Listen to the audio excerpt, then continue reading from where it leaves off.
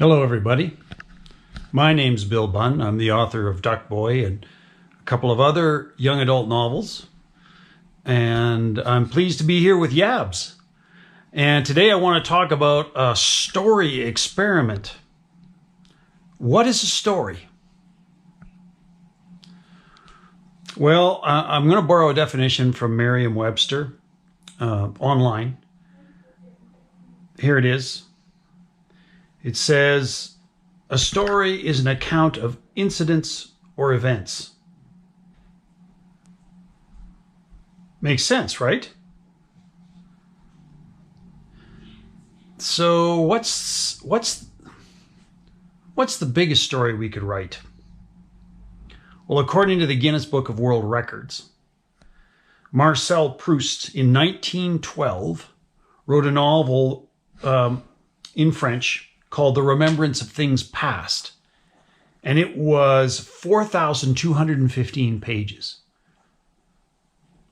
That's the longest novel that they say was ever written. But if you go to Wikipedia, Wikipedia says the longest story is a story called Devta. It's a suspense story, Pakistani suspense story, written in the Urdu language. And it's 8,128 pages long.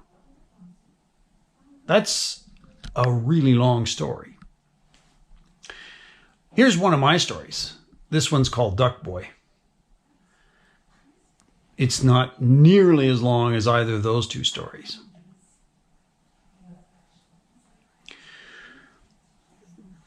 What do you think the smallest story could be, though? What's the smallest story we could ever make? Well, I guess a sentence needs two parts, right? I think. What are those two parts again?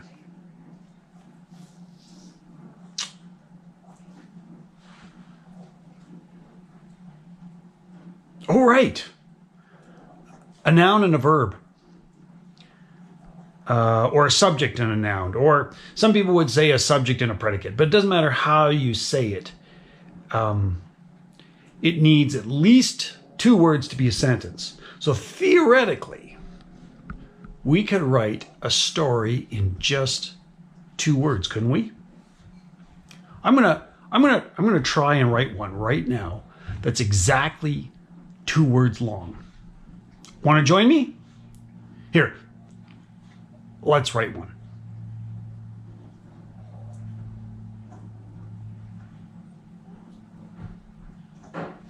Okay, here's my 2-word story. I kind of like it. Do you? But I just noticed something about this story. It has to be written in the past tense, right? So what happens if I take my 2-word story and I change the tense? I'm going to stop it here and I'm going to rewrite my story so that the tense is now in the future.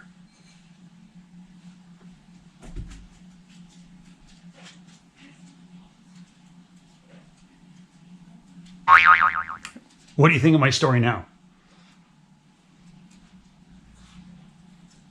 Kind of awesome. Is it? Wait a second. Is it still a story? I don't know. I don't think so. Well, what about oh, hang on. Let me rewrite my sentence story this way.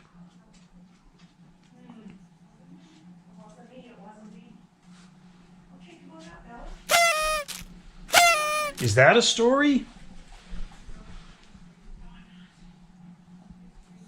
What do you think? It doesn't sound like a story. It sounds like an introduction. An introduction to a story. Or an introduction to Bob. Well, okay. Let's why don't we keep messing with tense? What happens if we take our 2-sentence story And instead of writing it in future tense, we write it in the present tense.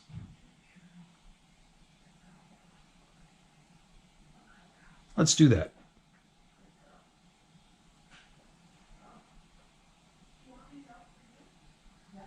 Okay, here's my story. Do you think it's still a story? I'm not sure. I don't know about that. Well, what happens if I take my 2-sentence story and I write it as a question? Hang on. Let's do that.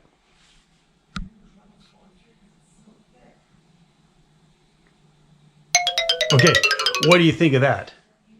It's a pretty awesome question. Is it still a story? What do you think? It doesn't feel like a story to me. I mean, I may be wrong, but it doesn't feel like a story. Okay, let's mess with it some more. What if I take my 2-word story and instead of talking about something that only happened once, because Bob burped just once, what if I talk about it in a way where Bob is always doing the same thing over and over and over again? I'm going to rewrite it this way.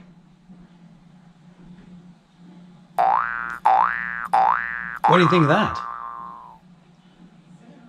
Now it's not something that just happens once. It's something that repeats. And the tense is different too.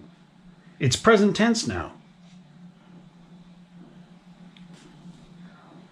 Is that a story? I'm not sure. Or what happens if I take our 2-word story and I change it into a rule? Give me a second. Okay. What do you think of that? Is that a story? I don't think it's a story anymore. I don't think so. What do you think? Or what happens if I do something like this? I rewrite it completely differently. I take our 2-word story and I rewrite it this way. Well, give me a second. This is big.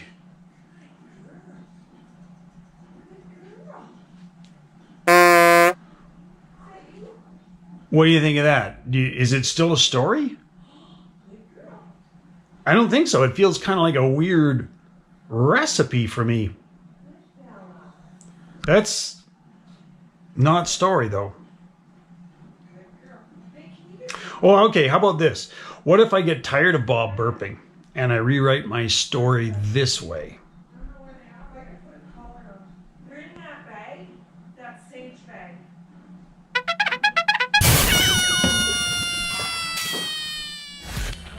What about that?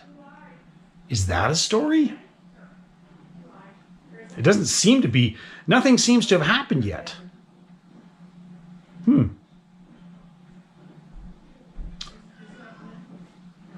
what if I try and write about Bob's burps like this?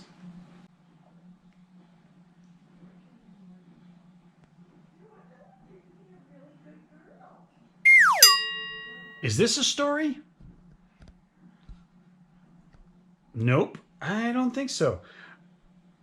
I don't think it's a story anymore. It smells like description. It sounds like description. But hang on, give me a second. What if I make 2 small changes to the sentence I just wrote?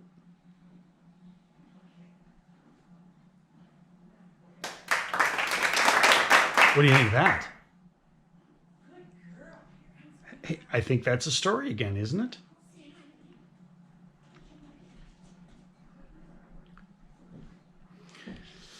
All right. Well, here's the truth. A story, any story, doesn't matter how long or how short you make it.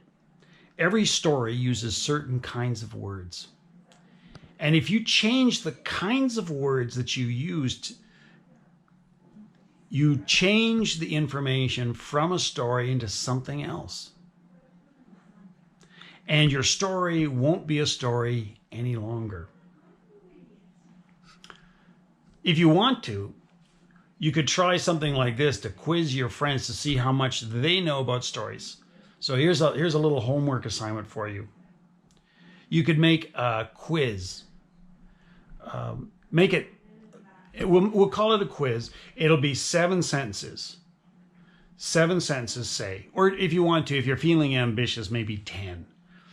And then make 5 of them or 7 of them stories, and make the rest of them pretend stories, fake stories, things that look like stories but aren't really stories, just by messing with the kinds of words. And then give your quiz to your mom or your dad or your brother or your sister or your cat or your dog. I've got a very smart cat. I actually wrote a whole quiz for my cat on stories, and he got 5 out of 10. So that's pretty good for a cat, I think. But he didn't write his name very well or very clearly, so he's in trouble for that. Anyway, this is a story experiment. What makes a good story? What makes a story a story? It's interesting to me, at least, that stories have these certain kinds of words. And if we use these certain kinds of words, it's an actual story. And if we don't, it's not. Until next time, I'm Bill Bunn for Yabs.